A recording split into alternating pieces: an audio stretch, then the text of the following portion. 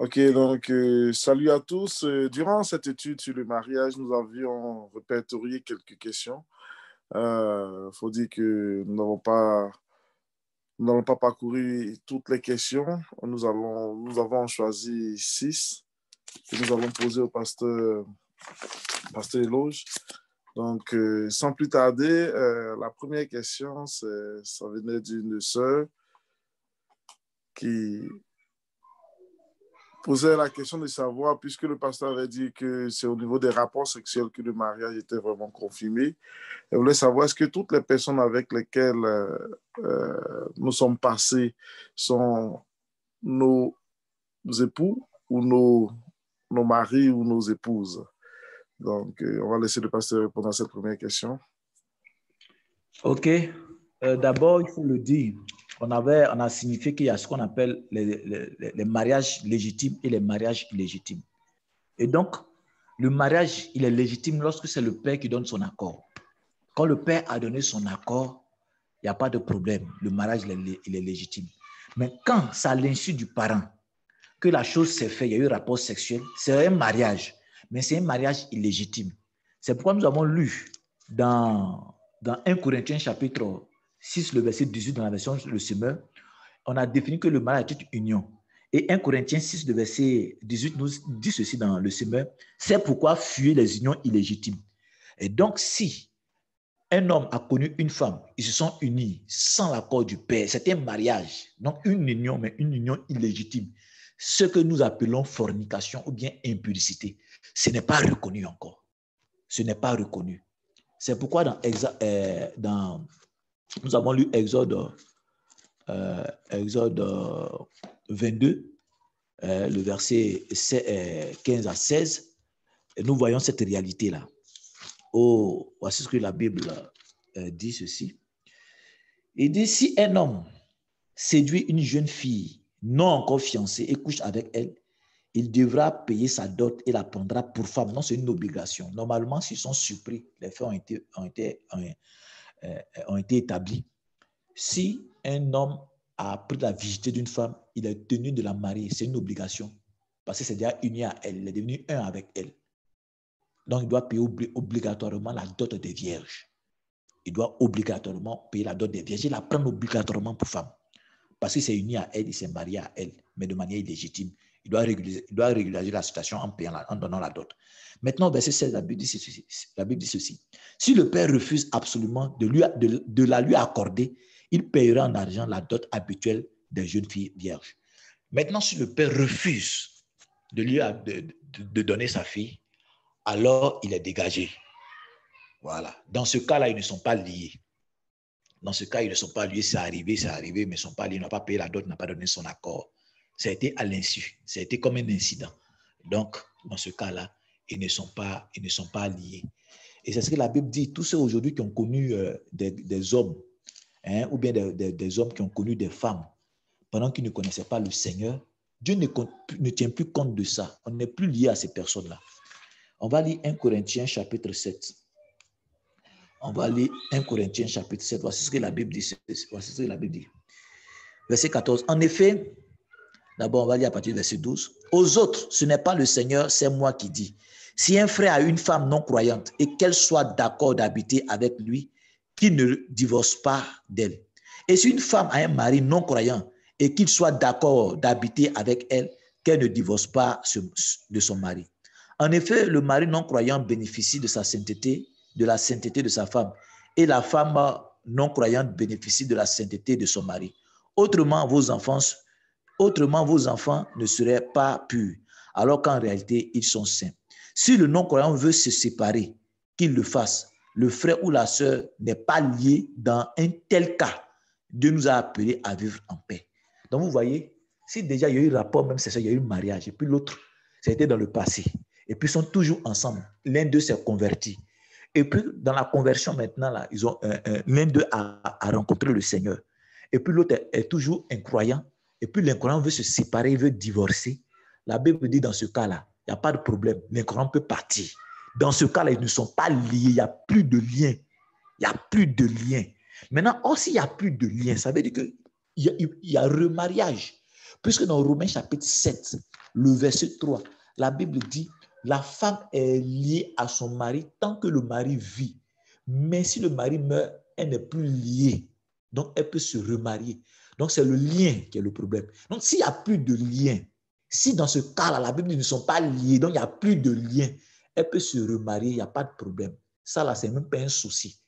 Voilà, ils ne sont plus liés. Donc, tout ce que nous avons connu dans le passé, avant de connaître le Seigneur Jésus, tout ça là, c'est fini. On n'est plus lié à quelqu'un, c'est fini. Ce qui compte maintenant, c'est le nouveau mariage que nous faisons dans notre foi en tant que chrétiens, chrétiennes. Voici le nouveau lien. L'autre lien n'existe plus, selon le passage que nous avons lu. Amen. Amen. Merci, pasteur. Merci. La deuxième question, c'est pour un couple qui ne s'est pas marié selon les principes de Dieu. Et la question, c'est est-ce que leur mariage va subsister? Parce qu'ils savent très bien que tout ce que le Seigneur ne bâtit pas ne peut pas subsister. Donc, et comme ils ne sont pas mariés sur les principes que vous avez établis, que la Bible établit, est-ce que leur mariage va subsister? Et comment est-ce que leur mariage peut reprendre la voie du Seigneur? Comment est-ce qu'ils peuvent se remettre maintenant en conformité avec la parole de Dieu? Ok. Dans ce cas, il faut savoir, je considère que c'est un couple chrétien. Je considère que c'est un couple chrétien qui, certainement, se sont mis ensemble. Ça veut dire sans passer par l'accord du Père. Donc, si c'est dans ce contexte, ils ne sont pas passés par l'accord du Père. Donc, ça veut dire qu'ils vivent en concubinage. Voilà. S'ils vivent en concubinage, ce n'est pas un problème pour Dieu. Ce n'est pas un problème pour Dieu. Qu'il aille voir les parents, le père de la femme, et puis ce que le père va proposer pour la lui donner de manière officielle, alors ce qu'il va proposer, ils vont le faire pour que le père maintenant, de manière officielle, lui donne sa fille en mariage. Et après ça, voilà, c'est fini. Ils sont mariés. Ils sont mariés. Maintenant, pour des raisons administratives, ils peuvent partir à la mairie. Voilà. Et si il veut passer à la mairie, on dit on ne condamne pas s'il veut passer à l'église, nous on ne condamne pas l'église, mais ce n'est pas biblique. Mais s'il veut passer par là, ce n'est pas interdit aussi. Ce n'est pas interdit aussi s'ils ont les moyens et tout. Voilà, s'ils veulent le faire, il n'y a pas de problème. Mais le véritable mariage, c'est lorsque le père a donné sa fille comme femme au monsieur, ils vont maintenant ensemble. C'est là le véritable mariage. Donc, s'ils ne sont pas passés par là, le père n'a pas donné son accord. Ils vont chercher l'accord maintenant du père. Si le père a donné son accord, alors ils sont sanctifiés, ils ont régularisé leur position, il n'y a pas de problème. Ils sont repentis devant Dieu, il n'y a pas de problème.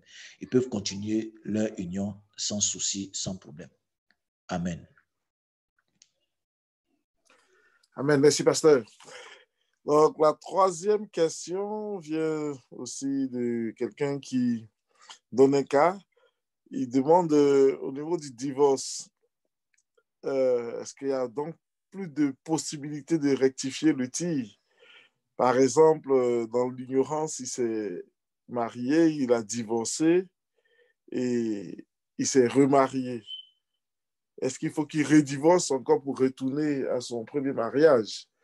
Et c'est sa question, il veut savoir quelle attitude il doit avoir maintenant vis-à-vis de sa nouvelle situation. Amen. Donc, sa nouvelle situation, d'abord, je considère qu'il est chrétien et il ne savait pas qu'un chrétien ne devait pas divorcer.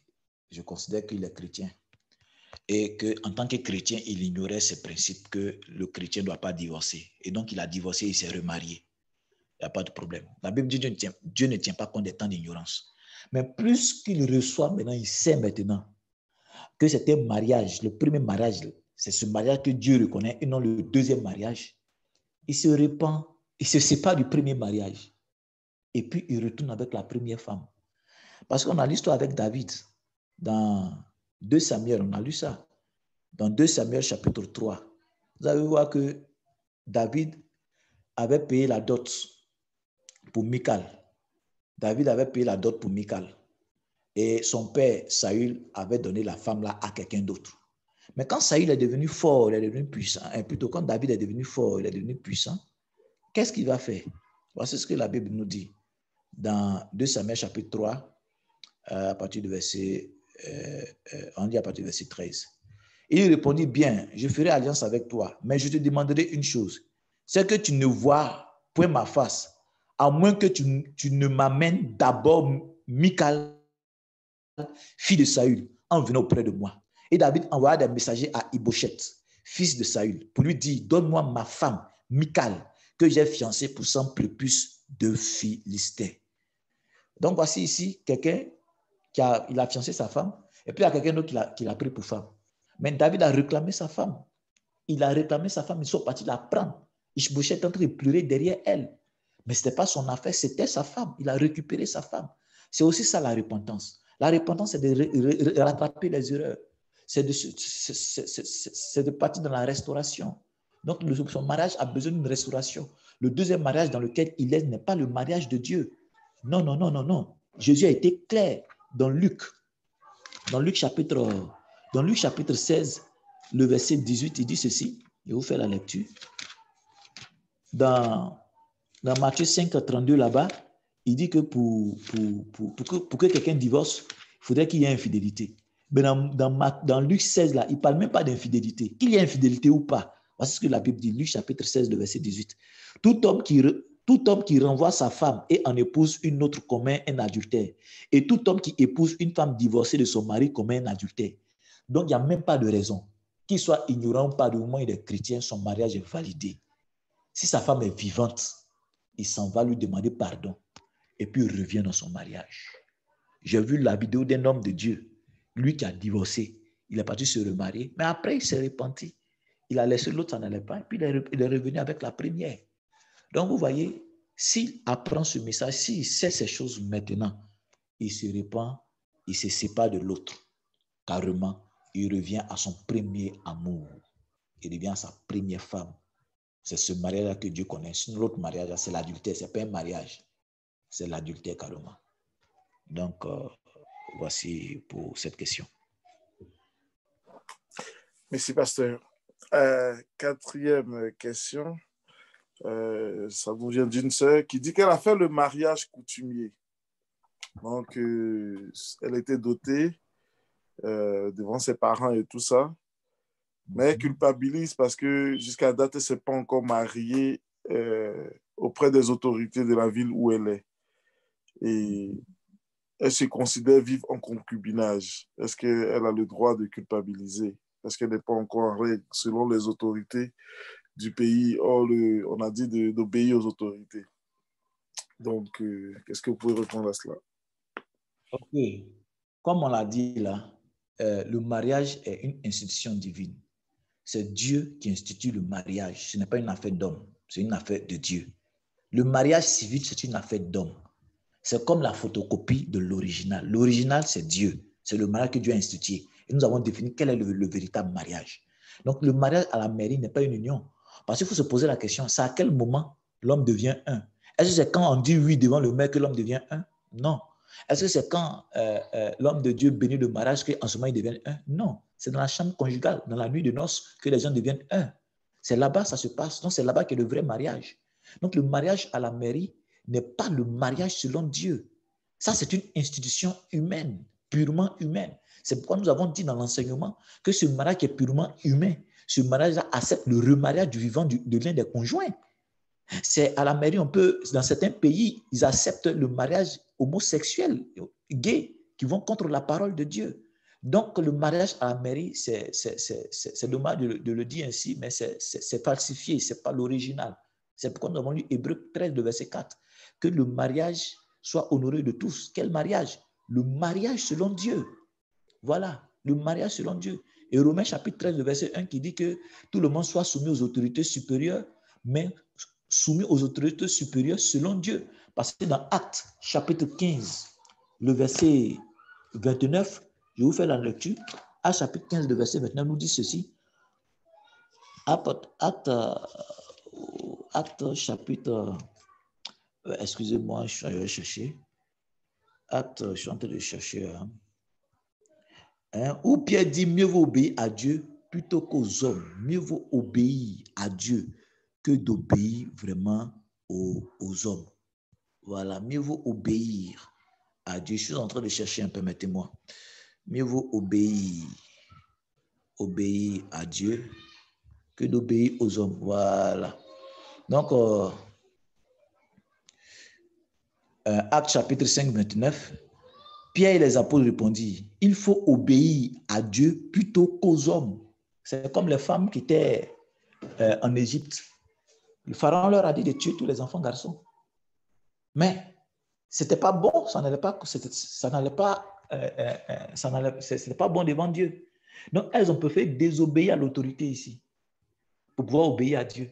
Donc, quand quelque chose, une institution va contre Dieu, il faut plus obéir à Dieu plutôt qu'aux hommes. Les femmes, elles ont désobéi à Pharaon, qui était l'autorité, et puis elles ont obéi à Dieu, et Dieu a béni leur famille. Donc, si nous devons obéir à Dieu, et que, si nous devons plutôt obéir aux hommes, et que obéir aux hommes va nous amener à désobéir à Dieu, nous obéir à Dieu et désobéir les hommes. Les hommes ont institué certaines choses. Dans le contexte, vous allez voir, quand on parle de payer l'impôt, alors il faut payer l'impôt. Il y a certaines choses qui sont des institutions humaines, mais que Dieu a établies. Il n'y a pas de problème, Dieu n'est pas dedans. Mais il conçoit ça. Mais il y a des choses, ce n'est pas les hommes qui ont institué, c'est Dieu lui-même qui a institué. Donc, l'institution du mariage appartient à Dieu, ça n'appartient pas aux hommes. C'est le Père qui est honoré, ce n'est pas les hommes. C'est comme aujourd'hui, la sous-préfecture se lève pour établir des jugements où maintenant, c'est le sous-préfet qui baptise les gens dans l'eau. Pour on appelle ça, pour faire des cartes, des baptêmes. C'est le sous-préfet. Mais ce n'est pas son rôle. Ça, c'est institué par Dieu dans l'Église. Ce n'est pas à lui d'usurper ça. Ce n'est pas au sous-préfet de prendre ça pour dire que non, à partir de maintenant, tout le monde se baptise. Si tu ne te baptises pas, tu n'es pas chrétien. Donc, il faut passer maintenant chez le sous-préfet. C'est le sous-préfet qui baptise. Et puis, des années après, tout le monde trouve que c'est normal, que c'est le sous-préfet qui baptise. C'est un peu comme le mariage. Le mariage, ce n'est pas le maire. Non, c'est le parent qui donne son accord. Et puis, c'est dans la chambre, ça se passe. Et donc, si elle a fait la dot, et puis monsieur, madame, elle est déjà partie avec son mari, ils sont mariés. Ça, c'est une fausse culpabilité.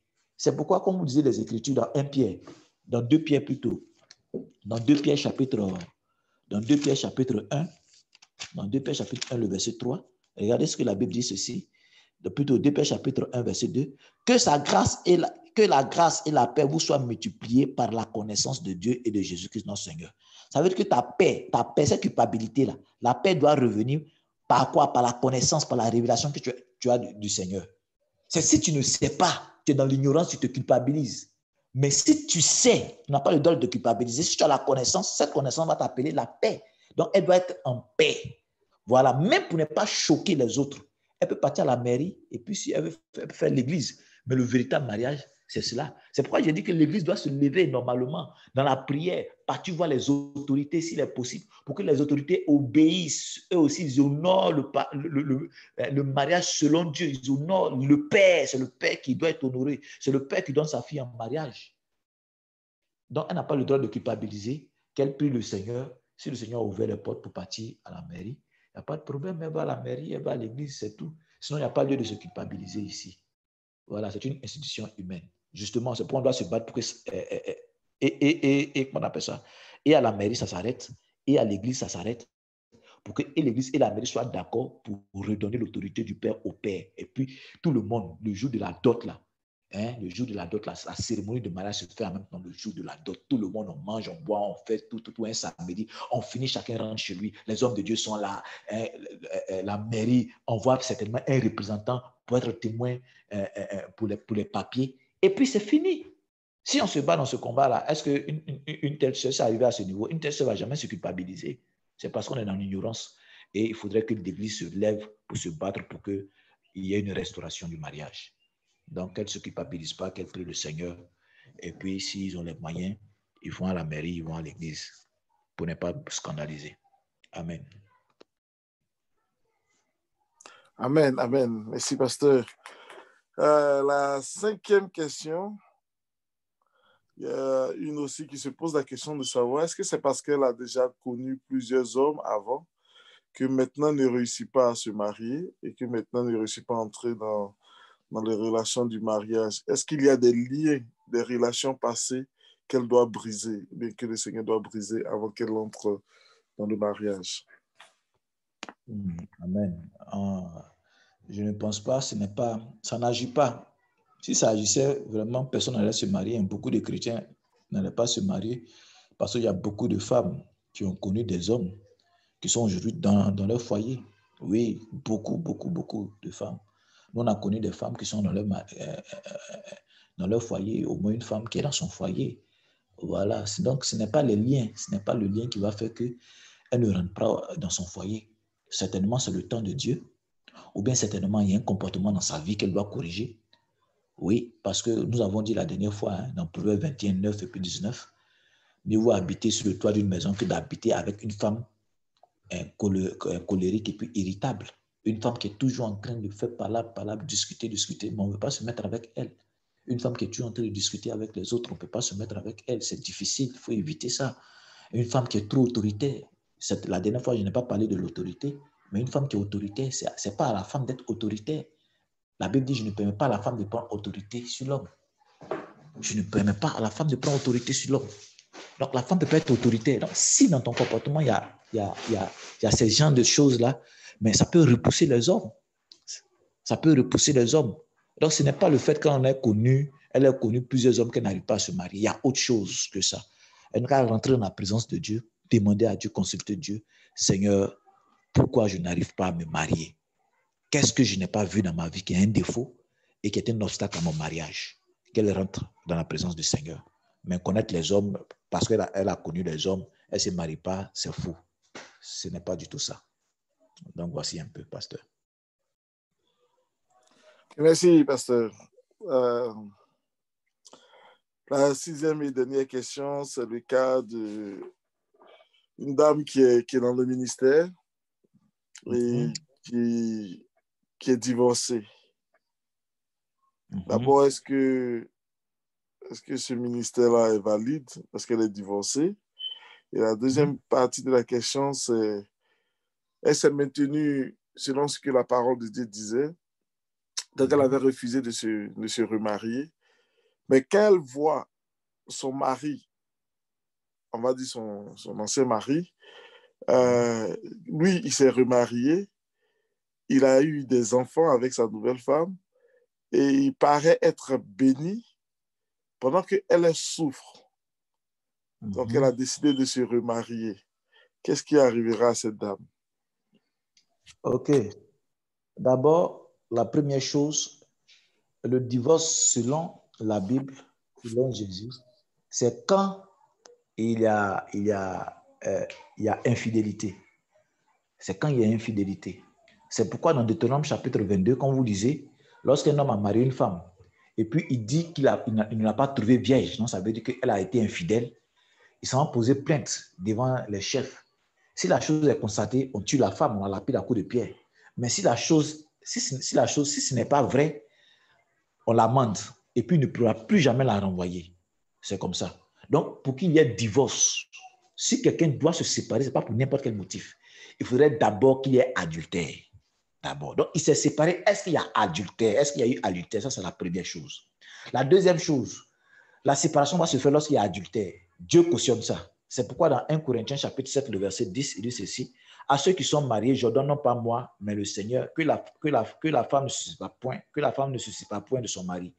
Si, la condition, si elle est séparée, qu'elle demeure sans se marier, ou qu'elle se réconcilie avec son mari, et que le mari ne repudie point sa femme. Donc, la deuxième condition, même s'il y a divorce, ils doivent rester comme ça sans se marier. C'est pourquoi nous avons lu Luc chapitre 16, le verset 18, où Jésus ne met même pas de condition même pour le divorce. Où Jésus dit, celui, permettez-moi de lire ça, quiconque repudie sa femme et en épouse une autre commet un adultère, et quiconque épouse une femme répudiée par son mari commet un adultère. Donc, sans motif, on ne peut pas divorcer. Donc, si le monsieur est parti se remarier, et puis elle est restée comme ça, si le monsieur est parti divorcer, a divorcé, est parti se remarier, et puis elle, maintenant, a trop entendu, le monsieur est béni, il prospère, il a un enfant, il a tout là-bas, et puis elle est en train de brûler, elle se contient, et qu'elle aussi, elle veut se marier parce qu'elle voit son injustice, elle fait mal. Elle fait mal parce que rien ne les a séparés. Il n'y a pas de mort qui est constatée. Romains chapitre 7, le verset 3, la femme est liée à son mari tant que le monsieur est vivant. Mais c'est si le monsieur meurt, alors elle est dégagée de la loi qui l'a liée à son mari. Alors elle peut se marier. Sinon, du vivant de son mari, si elle se remarie, elle sera appelée adultère. Lui aussi sera appelé adultère. Donc lui, il est dans l'adultère. Elle, tant qu'elle n'est pas encore mariée, avec elle ne s'est pas encore mise avec quelqu'un d'autre, elle n'est pas dans l'adultère. Mais si elle va avec quelqu'un d'autre, elle est adultère. Donc ça veut dire qu'ils sont disqualifiés. Il n'y a pas une sorte d'injustice, il n'y a pas fait de dire il est béni. Non, elle aussi va se marier. Elle doit attendre. C'est pourquoi tantôt on disait, le mariage, ce n'est pas une petite affaire. Il faut vraiment prier Dieu. Il faut vraiment la grâce de Dieu. Il faut vraiment que le mariage soit fondé sur l'amour. Il faut que ce soit Dieu qui soit au milieu. On a parlé du modèle d'Isaac. Il faut que le mariage soit sur deux. Il y a eu un motif pour qu'il se sépare d'elle, en griffe, un faux motif. Elle n'enfantait pas, mais il est resté avec elle. Voilà, donc, bien-aimée de Dieu, elle ne peut pas divorcer puis se remarier. C'est zéro, c'est faux, c'est l'enfer. C'est pas bon, c'est pas bon. Qu'elle entre plutôt dans la présence de Dieu, qu'elle prie. Qu'elle prie, qu'elle prie. Dieu va restaurer son foyer. Dieu va toucher son mari parce que c'est son mari.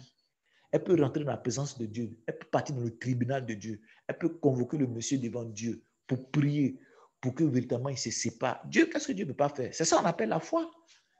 C'est ça qu'on appelle la foi. Peut-être même Dieu était dans le mariage. Mais Paul a été clair. Je voudrais que vous soyez comme moi. Car ceux qui sont mariés auront des tribulations dans la chair. Et je voudrais vous les épargner. Donc Dieu nous promet que dans le mariage, il y aura des tribulations. Et je pense que ça fait partie d'une tribulation. Mais alors, elle doit se fortifier, elle doit rentrer dans la présence de Dieu. Dieu qui est fort, Dieu qui est puissant va la restaurer. Dieu va véritablement se souvenir d'elle. On fait des sacrifices pour Dieu. Voilà, donc elle n'a même pas le droit de partir se remarier. Elle doit rester comme ça, espérant que le monsieur va revenir en mettant sa confiance en Dieu dans la prière. Donc voici tout. Elle n'a pas le droit. Si elle va se remarier, elle est adultère. Ça veut dire qu'elle va brader son salut pour cela. Donc elle n'a pas le droit de se remarier. Voici, pasteur. Pasteur, une dernière question qui vient d'entrer. Est-ce qu'il y a un âge pour se marier? On dira oui, il y a un âge pour se marier, puisque la Bible même parle de l'âge nubile. Hein? On parle de l'âge nubile dans 1 Corinthiens chapitre 7. 1 Corinthiens chapitre 7, on va lire le verset 36. Il dit ceci. Si quelqu'un regarde comme déshonorant pour sa fille de dépasser l'âge nubile et comme nécessaire de la marier, qu'il fasse ce qu'il veut, il ne pêche point quand on se marie.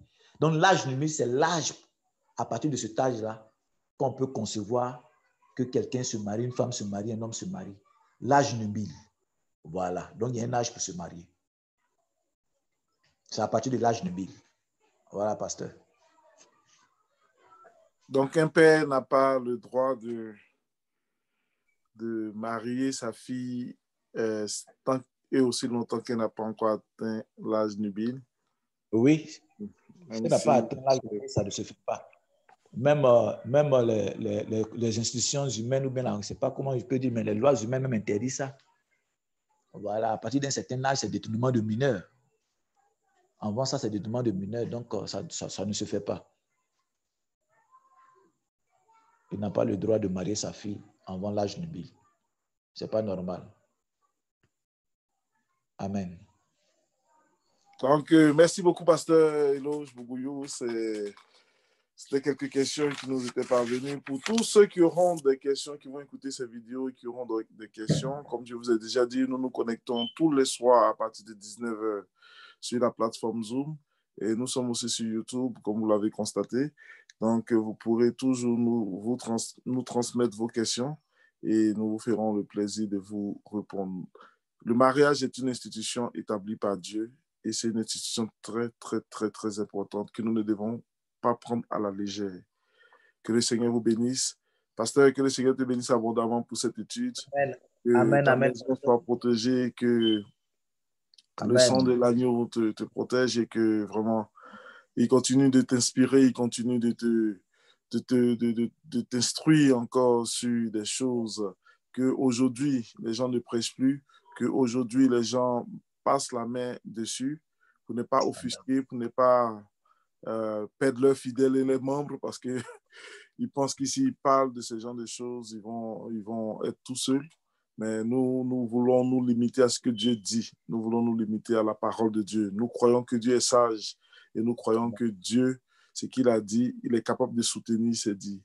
Et Amen. nous demandons de ne point nous conformer à ce siècle présent, mais que notre intelligence soit renouvelée par la parole de Dieu. Et c'est ce que nous voulons faire. Que le Seigneur vous bénisse, vous tous qui avez écouté. Nous allons prier pour remercier le Seigneur pour cette étude. Au nom de Jésus. Prions ensemble, pasteur. Seigneur, nous voulons te dire merci. Seigneur, merci pour ta grâce. Merci pour tes bienfaits. Papa, tu nous as instruits. C'est vrai, le mariage est très important. Très important. Et Père, que tous ceux qui vont entendre cet enseignement, Papa, soient bénis. Que Père éternel, mon Dieu, mon roi, le diable ne profite pas pour les accuser ou les culpabiliser, mais qu'ils puissent vraiment pouvoir se remettre en règle avec ce que toi tu as établi.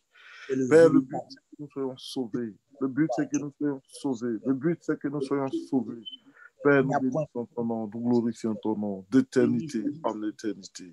Sois béni pour tout ce que tu fais. Inspire ton serviteur, continue de le garder dans le creux de ta main et que toute la gloire te revienne. Papa, au nom de Jésus, au nom de Jésus. Restaurer, Seigneur, sois dirigé par ta parole et par ton esprit. Seigneur, merci de ce que tu le fais. Gloire te soit rendue, toi qui règnes au siècle des siècles. Merci pour tout, au nom de Jésus-Christ. Amen. Amen. Amen. Voilà, pasteur, moi aussi, je te remercie pour tout. Que vraiment le Seigneur soit avec toi au nom de Jésus. Amen, amen, amen. Merci, pasteur. Davantage au nom de Jésus. Amen. Et